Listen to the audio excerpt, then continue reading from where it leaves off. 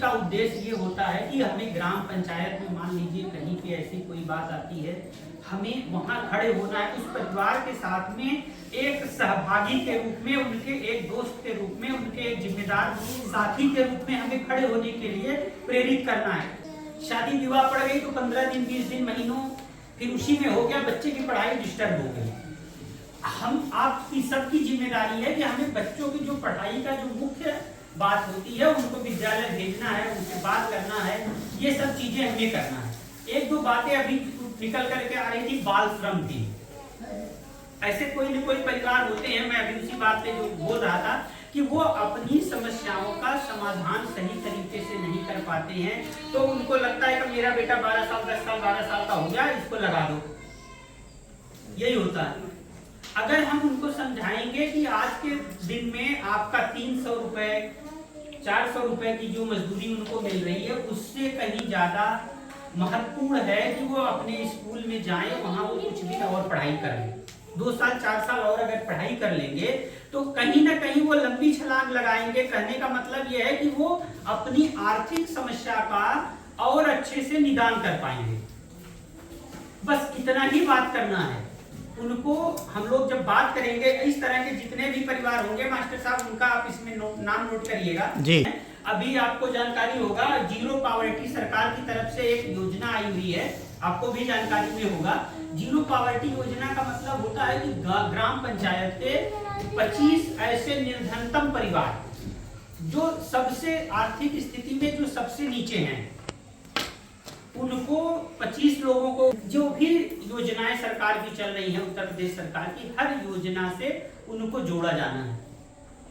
अभी ये आखिरी चरण में है, मैं समझता हूँ 25 लोगों का चयन हो भी गया होगा। और ऐसे लोगों को आपको लगता है जिनके पास आवास नहीं है, उनको प्रधानमंत्री आवास योजना, मुख्यमंत्री आवास योजना से उनको आवास मिल जाएगा।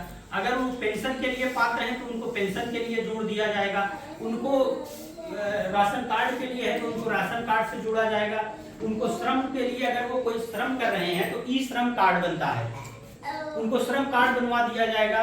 अगर उनके पास खेती है थोड़ी बहुत ही, अगर पति पत्नी दोनों में से, यानी उस परिवार की कोई खेती है, उनको खेती से जोड़ दिया जाएगा। यानी उनको 2000 रुपए जो पैसा मिलता है हर तीसरे महीने, उस योजना से उनको जोड़ा जाएगा।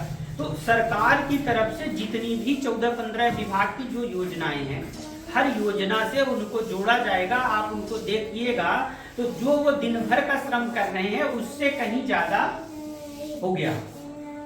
केवल और केवल उनको एक सामंजस्य बैठाने की जरूरत है कि कहां हम उनको ले आए, कैसे हम उनको अपने उस सिस्टम में फिट करें कि वो जो है ये सब योजनाओं का वो लाभ लें। तो हम सबकी जिम्मेदारी है, जहां ये समिति के जितने भी लोग बैठे हुए हैं, उनको बाल श्रम से भी निकालना है। इस तरह का अगर कोई परिवार है तो इस मीटिंग का उद्देश्य ये है कि हमें उनको ऐसी चीजों से निकालने के लिए उनको प्रयास करना है।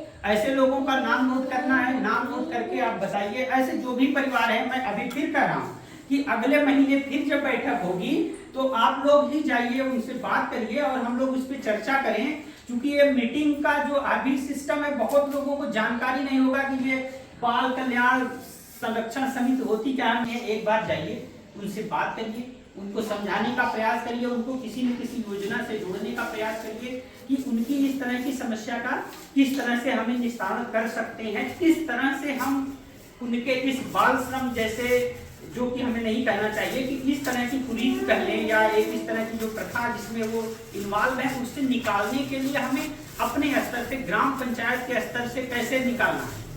बाकी उसके लिए जो नियम बने हुए हैं, जो कानून बना हुआ, जो सजा का प्रावधान है, वो तो अलग है। हमें पहले उनको मोटिवेट करके, उनको समझा करके इस तरह से निकालना है। बच्चों को भी इसमें शामिल किया गया है। कुछ इस तरह की कभी कभी हम सब लोग सुनते हैं कि हमारी बिटिया है, बच्चे हैं, छोटे बच्चे हैं, कभी उनको गुड टच बैड टच के बारे में पढ़ाया जाता है। बच्चों टॉपिक में भी है मास्टर साहब, अब तो पढ़ाया जाता है ना। ये आप सबको भी देखो, एक बच्चा दूसरे बच्चे के बड़े अच्छे दोस्त होते हैं। कभी भी आप सबके साथ में कभी आपको लगता है कि कोई आपको घूर रहा है, कोई आपका पीछा कर रहा है, आते समय जाते समय तो आप अपने माता पिता से भी ये बात बता सकते हो। प्राय ऐसा होता है कि जब भी कोई बच्चे कोई बात करते हैं, हम उनको डांट के भगा देते हैं, या हमको लगता है यार ये तो छोटे बच्चे हैं, इनका कोई मोटो नहीं है, इनका कोई बहुत मैटर नहीं होगा, ये बिना मतलब का हमको परेशान कर रहे होंगे। ऐसा नहीं है। आप बच्चों से बात करना है, बच्चों के बारे में हमें समझना है, सीखना है। हम अपने बच्चों को कितनी देर तक मोबाइल दे, कितनी देर तक उनसे हमें बात करना है, कितनी उनको पढ़ाई के लिए टाइम निकालना है। क्योंकि ज्यादातर परिवार खेती किसानी से जुड़ा हुआ है, आप सब लोग खेती किसानी में जाते हैं, खेती बाड़ी देखते हैं, बच्चों को भी आप उसमें सहभाग कराइए, इसमें कोई मना नहीं कर रहा। उनका जो बचपन है उनको खेलने की आज़ादी देना है, उनको पढ़ने लिखने की आज़ादी, कुल मिलाकर के उनको अवसर देना है कि वो भविष्य में एक जिम्मेदार नागरिक बन सके। अभी 20 साल 25 साल पहले जाइए तो मन में यही चीज होता था। उसके पहले ये था कि पढ़ लिख के क्या करोगे, कोई कलेक्टर नहीं बनेगा, यही बात होती थी ना। लेकिन आज के समय में ये चीजें हो गया कि हर कोई पढ़ाना चाहता है। कोई इसमें नहीं समझता कि ग्राम पंचायत में ऐसा कोई ग्राम पंचायत घर होगा जहाँ लड़के और लड़की में कोई भेद किया जाता होगा। जी नहीं ना, नहीं। हमारे अंदर ये आत्मविश्वास आ जाए कि नहीं, हम अपने बच्चे को कहाँ भेजें। बच्चे की निगरानी करिए, बच्चे की देखभाल करिए, बच्चे के पास बैठिए, उसको दोस्त की तरह से उसको अपने पास बैठाइए। प्रायः होता क्या है, जब हमारे घर पे कोई आता है तो हम बच्चे को कह देंगे तुम अंदर जाओ, यहाँ जाओ। हम हमारे घर कोई आएगा तो अच्छा ही व्यक्ति को हम बुलाते हैं ना। कोई आप किसी बुरे व्यक्ति को पसंद करते हैं कि कोई गलत आदमी हमारे घर आए, हमारे साथ बैठे, हमारे साथ पानी पिए? नहीं ना।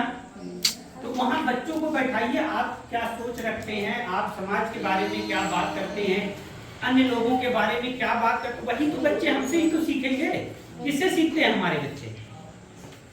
हम सबकी ये जरूरत है। देखो अब पहले के समय में मैंने कहा बाल विवाह के बारे में हम सब लोग जानते, सती प्रथा के बारे में हम सब लोग जानते होंगे, ये सब अब नहीं है ना। तो प्यार से उनसे जिस तरह से घर परिवार में जाते हैं, लोगों से बात करते हैं, एक बार दो बार, कभी आप लोग के साथ में जाइए, कभी कोई अधिकारी आते हैं, उधर कोई भी जा रहा है उनको जाइए। कुल मिलाकर के हम 30-40 लोग हम लोग बैठे हैं ना। अगर हम लोग बताओ इतने लोग अगर किसी के घर पे चलेंगे, उनसे बात करेंगे, समझाएंगे, तो ऐसा कोई आदमी है जो नहीं मानेगा? बिल्कुल मानेगा ना। कोई गर्भवती महिला है, कोई हफ्ती महिला है, उनका किसी रोग व्याधि से किसी भी तरह की समस्या,